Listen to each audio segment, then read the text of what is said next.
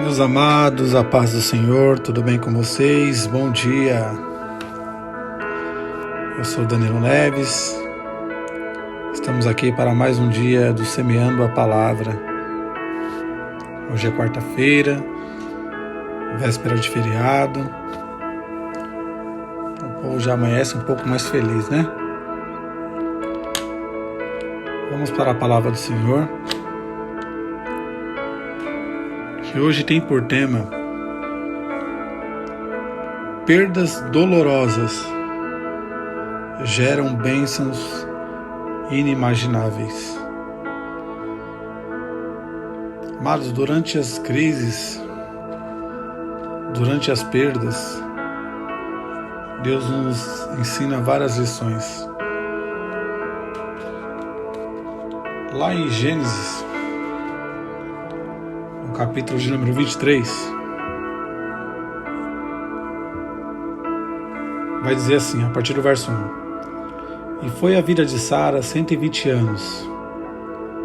Esses foram os anos da vida de Sara.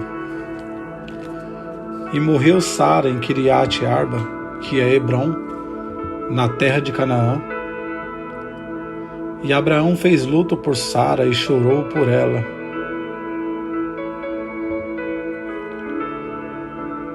Sara, ela vai estar com 127 anos. E 62 anos depois da promessa que Deus fez a Abraão, ela vai morrer na terra de Hebrom. E Abraão, por mais que ele seja o pai da promessa, Deus fez várias promessas para Abraão, todos conhecem a história dele. Abraão nasceu na Mesopotâmia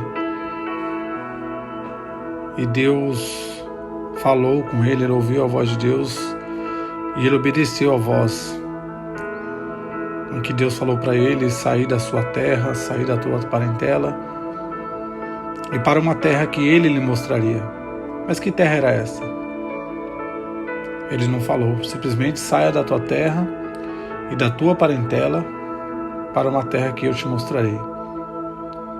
Imagine se fosse com você hoje, os anos de 2023, Deus aparecer aí no seu quarto e te falar: vá para uma terra. Mas que terra? Para uma terra que eu te mostrarei. Mas para onde? Simplesmente vai. Por isso que Abraão é considerado o pai da fé, porque ele obedeceu a voz de Deus sem nem sequer conhecer a Deus. Foi o primeiro homem a ouvir a voz de Deus, foi o primeiro homem a obedecer a voz de Deus. E ele largou tudo que ele tinha, toda a sua parentela, sua casa, abandonou tudo e seguiu para onde Deus o mandou ir. Por isso que ele é o pai da fé, porque ele ouviu e saiu da terra sem nem sequer saber para onde ia. Abraão partiu para uma viagem só de ida, mas que mudaria a história de toda a humanidade. Ali naquela região hoje existe algumas religiões, umas delas o judaísmo, que são dos judeus, o cristianismo e o islamismo, que cresce muito. Dentre essas três religiões, todas elas reconhecem que Abraão teve um encontro com Deus.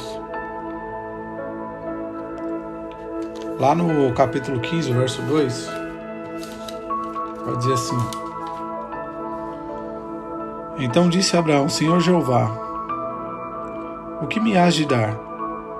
Pois ando sem filhos, e o mordomo da minha casa é o Damasceno Eliezer. Ou seja, Deus fez uma promessa a Abraão que ele seria pai de uma multidão. Mas o Abraão, ele vai fazer um questionamento ao Senhor, vai ter um momento de questionamento. Pô, Senhor, o Senhor me prometeu ser o pai de uma grande nação, que através de mim todas as famílias da terra serão abençoadas. E eu não tenho sequer um filho. Seria o meu mordomo Eliezer o que há de herdar tudo que eu tenho? Aí o Senhor vai levar ele para fora, lá no verso 5, que diz assim: então levou para fora e disse: olhe agora para os céus, conta as estrelas, se é que podes contar. E ele disse: assim será a tua descendência. Mas Abraão ainda não tem um filho. Deus o acalmou, Deus reforçou a promessa que ele tinha, mas ainda ele não tem. Lá no verso 13 vai dizer assim: então disse a Abraão: sabes que de certo peregrina será a tua descendência em terra alheia, e será reduzida à escravidão, e afligida por 400 anos.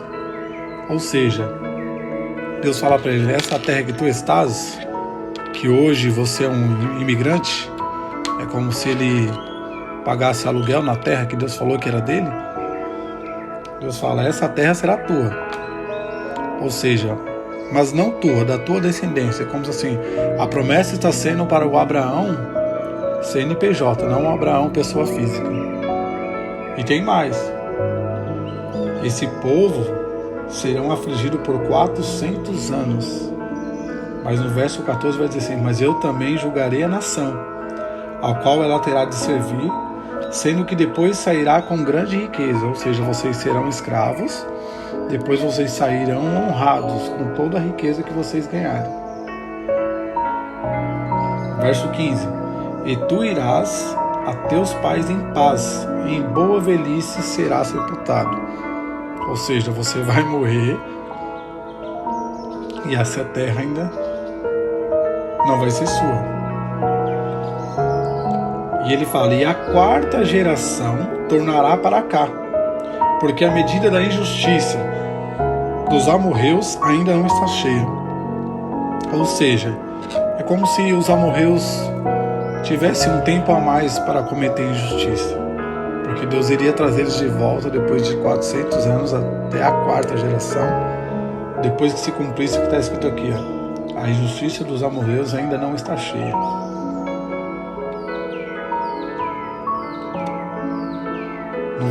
No capítulo 17 vai dizer assim: sendo pois Abraão da idade de 99 anos, apareceu o Senhor a Abraão e disse-lhe: eu sou o Deus Todo-Poderoso, anda em minha presença e ser perfeito.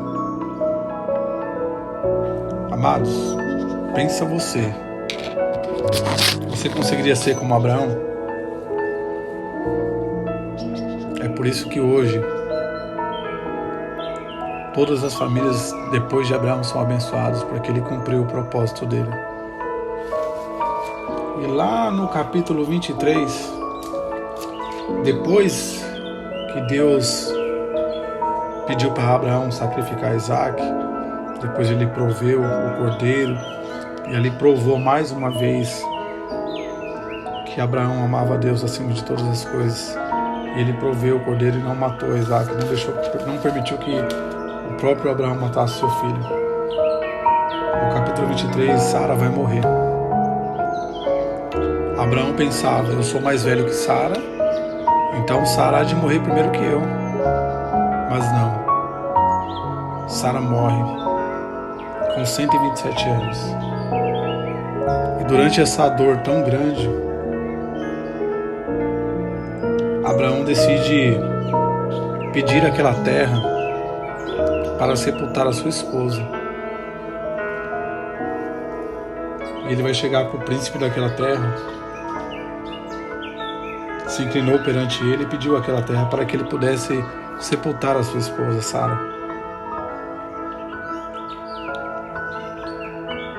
E eles deram aquela terra, vendeu para ele por 400 pratas.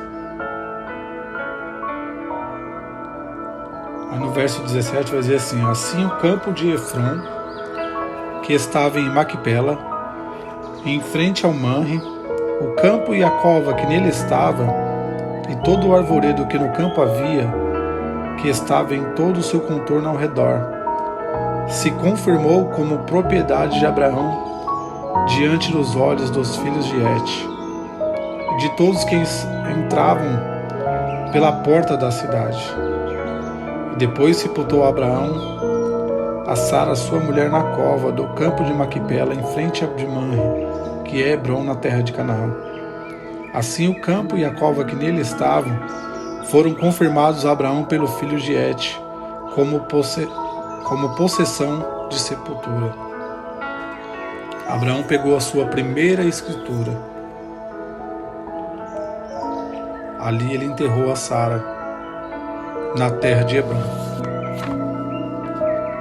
E mal ele sabia que Hebrom seria a terra em que, depois de muitos anos, os espias iriam entrar por Canaã. Aquela primeira terra em que Abraão ele teve a sua primeira escritura seria a entrada do povo de Deus em Canaã.